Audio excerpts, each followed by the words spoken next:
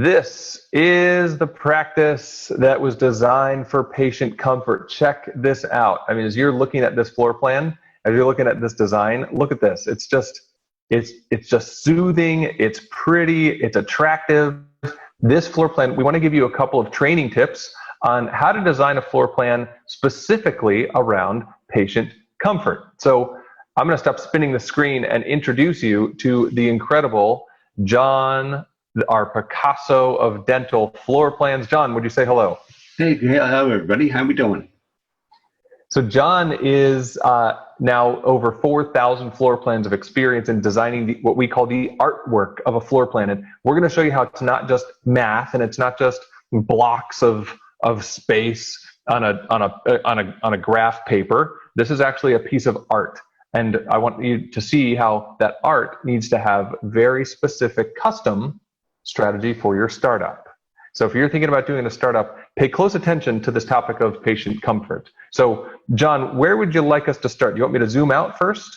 Yeah, that would be fine, Jayme. What we have to start with is we have to look at prevailing wind of all things. How would prevailing wind have an effect on a dental office? Well, the situation or the location of this office had a prevailing wind blowing, the westerly wind blowing right into the front entrance of this building.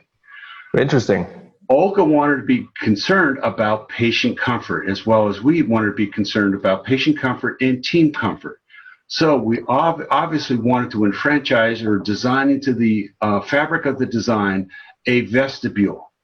Okay, so it had a transition from going from the bitterly cold weather in Massachusetts in February, that there was a transition of coming into the front door, they commit to a vestibule, and then open the door and are greeted into the reception room.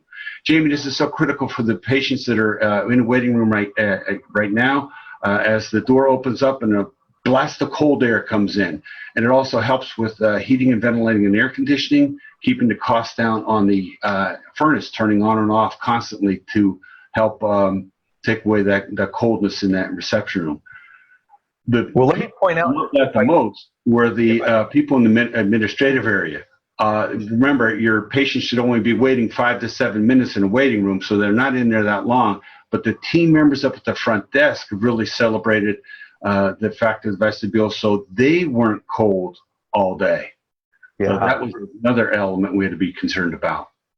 So, doctor, as you're watching this and you're thinking through, how do I want to design for patient comfort? This is Dr. Olga. She's a real person with no business experience who has walked through how to do this with concepts like the ones that John's discussing, and it's hyper customized. So if you're hearing advice on places like Facebook or on forums online about you need to build a dental office this way, it is wrong. How do I know it's wrong without even hearing it? Well, because it's not customized.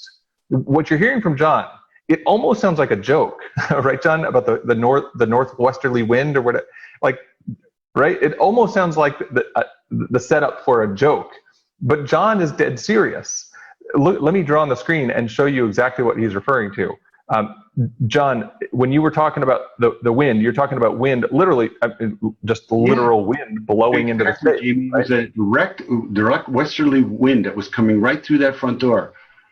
So it just couldn't affect that. It's going to have a big effect on the waiting room and the administrative area. Really powerful.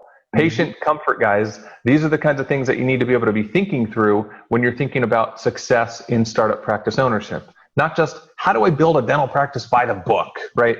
How do I field these opinions from Facebook for these 100 random opinions? The reason I love John's perspective after 4,000 pieces of artwork, we call them floor plans, is because they factor in the custom strategy for you, the patient comfort strategy in this case. So John, what else should we take a look at here in Dr. Olga's floor plan? Well, as you come into the waiting room, you see it's nice and spacious, but it's proportionally sized for the amount of production we're going to have in the facility. We have all the amenities of the coffee area and the monitor area. But then we're greeted at the front desk. Now look at the view the patient sees as they're being greeted. They see that nice smiling face, and then bam, they see that logo wall right in back of it. So they really know where they're at. It's just a beautiful transition. And once they check in with the front desk, Notice where they're seated. They're seated in these nice, comfortable chair area, but they're not. The next patients coming in or out of the facility aren't walking through the middle of the reception room. That's one thing we want to make sure we do, is that people aren't parading through the middle of the waiting room as they're going from the front door to checking into for their procedure. Really, really good. And now let's zoom through this space a little bit and give a peek into the operatories. Well, one thing you notice there, Jayme, is even though this is a rectangular shape, you notice the different changes in the movement of the hallway. So there's one long-looking bowling alley in a rectangular shaped building. It has different changes in the shape of the hallway, so it doesn't seem like it's one long hallway. So good. So good and so brilliant. I love it.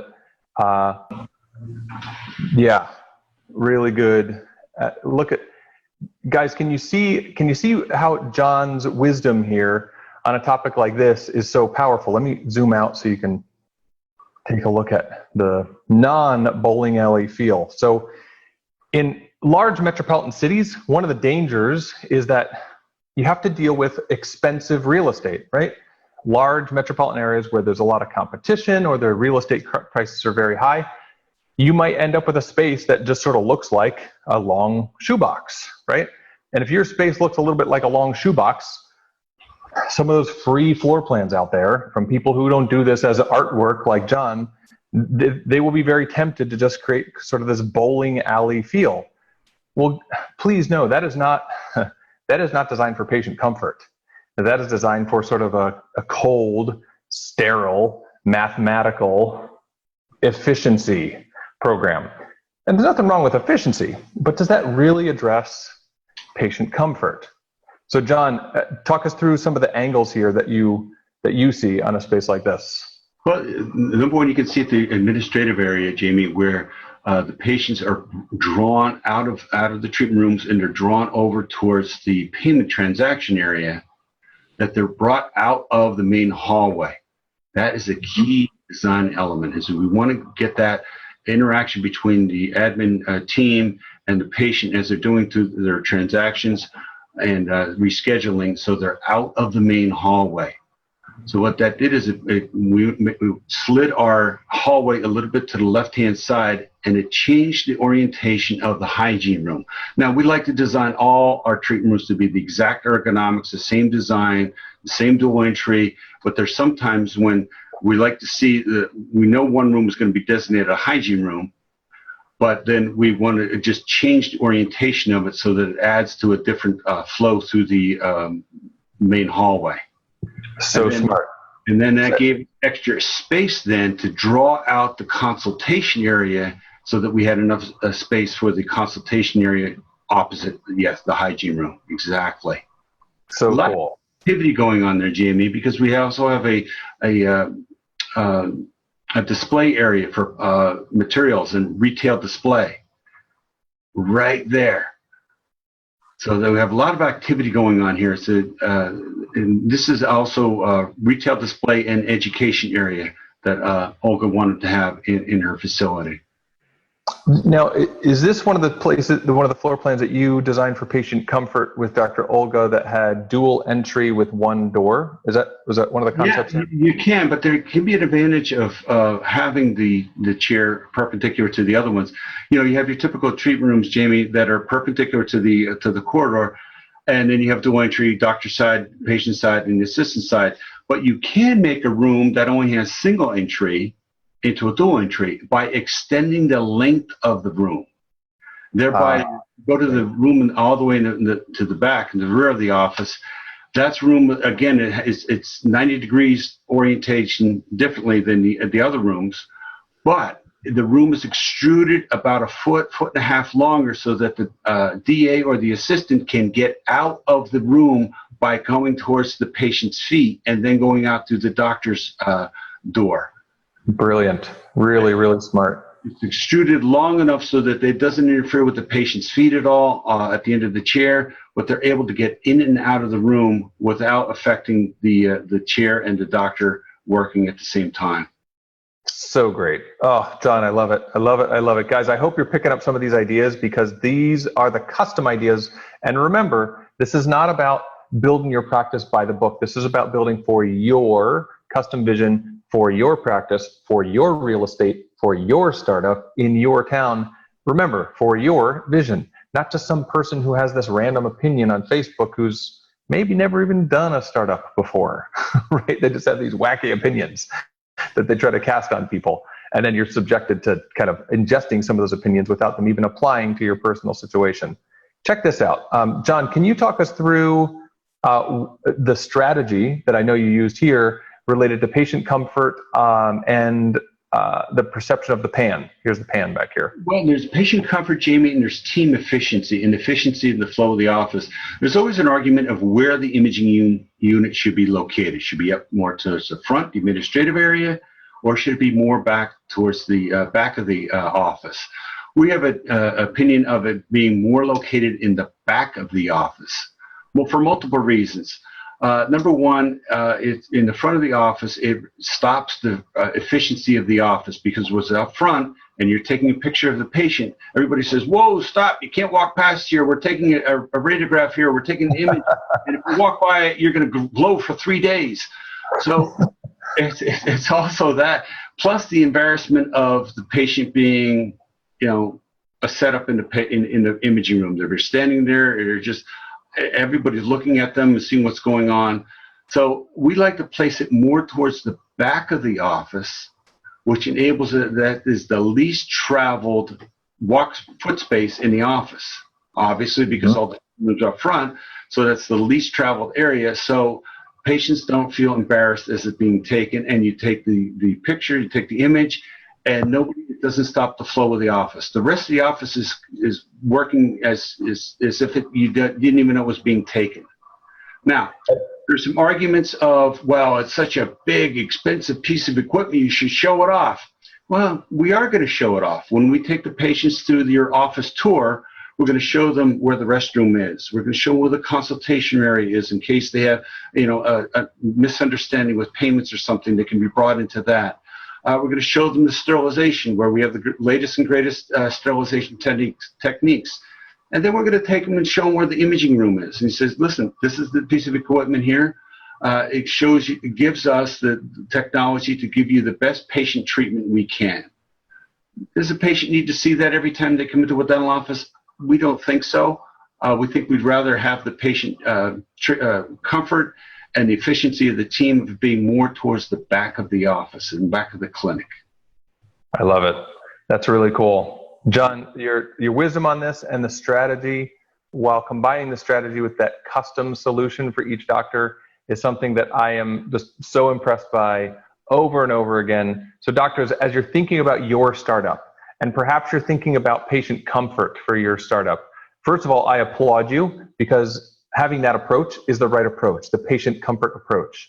But remember, there's so many pieces to this puzzle. There is the demographics, where we're studying the population and the numbers and the factors of which area to go in. Then once we find the town, we need to find the real estate. Once we find the real estate, we have to negotiate the right terms so you are protected with your lease, not exposed with your lease. That's an entire multi-hour discussion just on the lease topic. But then once we have your space picked out, your real estate picked out, that's when you work with John. That's when you work one-on-one to create your perfect artwork of your floor plan with the Picasso of dental floor plans to have a custom vision for your priorities in patient care. In this case, in the case of Dr. Olga, for patient comfort. So take a page out of the playbook from Dr. Olga. Take a page out of the playbook from this amazing floor plan strategy from John.